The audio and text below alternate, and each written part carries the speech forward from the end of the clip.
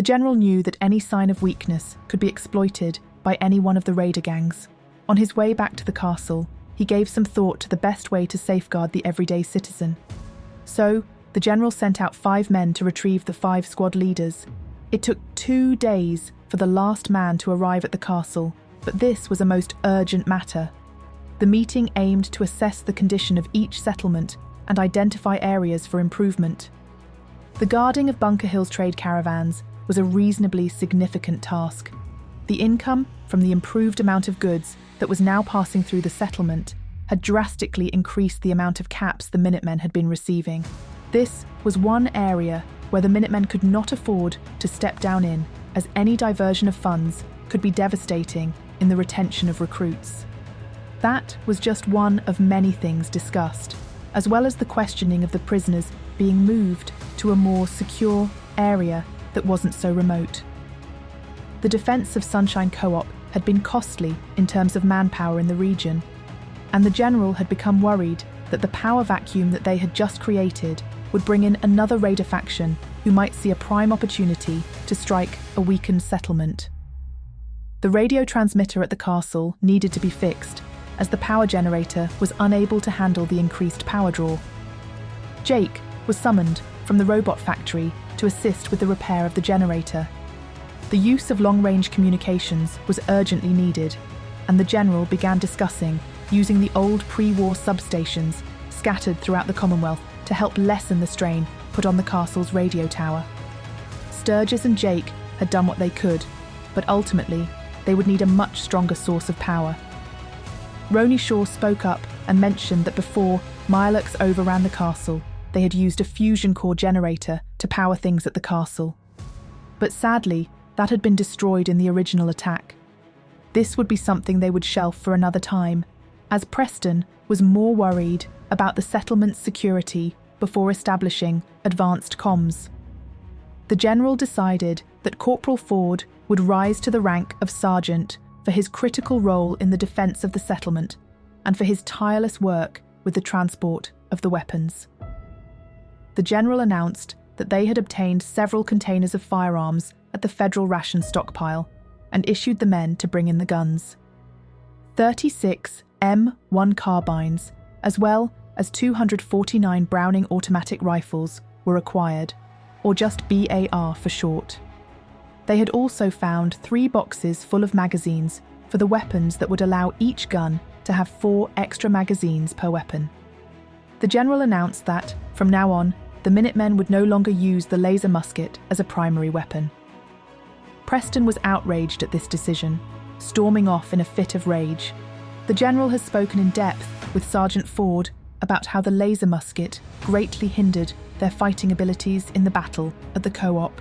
He spoke out of knowledge that more men might have survived if they had fully automatic weapons like they use in Goodneighbour. Roni Shaw and Hartfield were in full agreement, with Roni speaking up about how the old Minutemen were always so stubborn about making important decisions and how the infighting slowed down any decision-making. The general asked her to go retrieve the first lieutenant, as they were not done with this meeting. The squad leaders were issued the new weapons to look over while they waited for Preston to return. The general was familiar with the power of the bar and showed them how to disassemble the rifle, running them through the workings of the gun.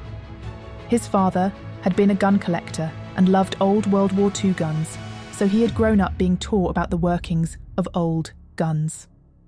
He also informed the officers that they had found extensive MRE processing equipment and a substantial amount of old MREs that they could store at the castle.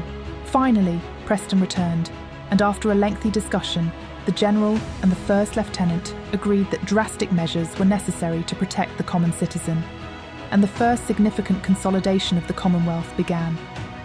This act would involve relocating citizens from a large majority of the settlements under the Minutemen's protection to 4 of the major settlements established in the northwestern area. Sanctuary was well equipped to house a mass influx of people, supported by the Abernathy farm, which had grown massively with no threat from raiders.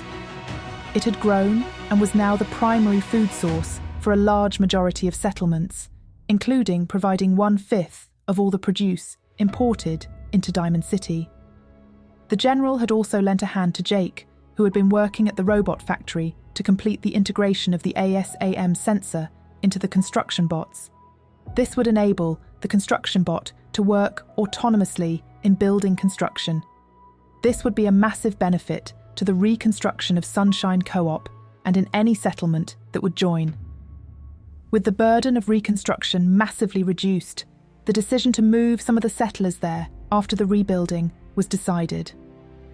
Ten Pines Buff was the final settlement that was to house the last bit of influx of settlers, as they had a well-established farm and were strategically positioned on top of a hill, giving them an advantage from raids. The general was assured that many of the people would not want to leave their homes, and strong resistance might be encountered by some. This was something he knew might happen, but that was something he was poised to deal with in person. Corporal Taggart was sent the 2 Mr. Gutsies as well as 1 iBot to assist in the movement of citizens. The general sent Buttons to take the extra pre-war food recently acquired to Diamond City and trade it in for as many Brahmin as could be bought. Moving so many people would be much less work if the Minutemen had their own convoy of Brahm to carry the supplies. Buttons had just enough caps after throwing in a few of his own to purchase 5 Brahmin. He took off to meet Target at Taffington Boathouse. In the meantime, the general made his way towards Nordhagen Beach. Upon arriving, he was met with a frantic settler who was telling him that super mutants at Fort Strong had been harassing them in search of food. Their farms had been raided the night before. The general assured them they needed to be relocated, but the young Peter Nordhagen was staunchly against this idea, as this was his family's farm that they had lived on for years. Thankfully, his older sister Alice was more than willing to move her family to a safer location alongside the other families there.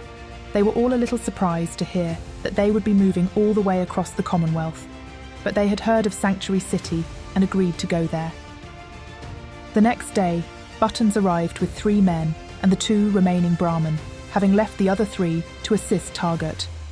They quickly loaded their essential belongings and headed towards Sanctuary.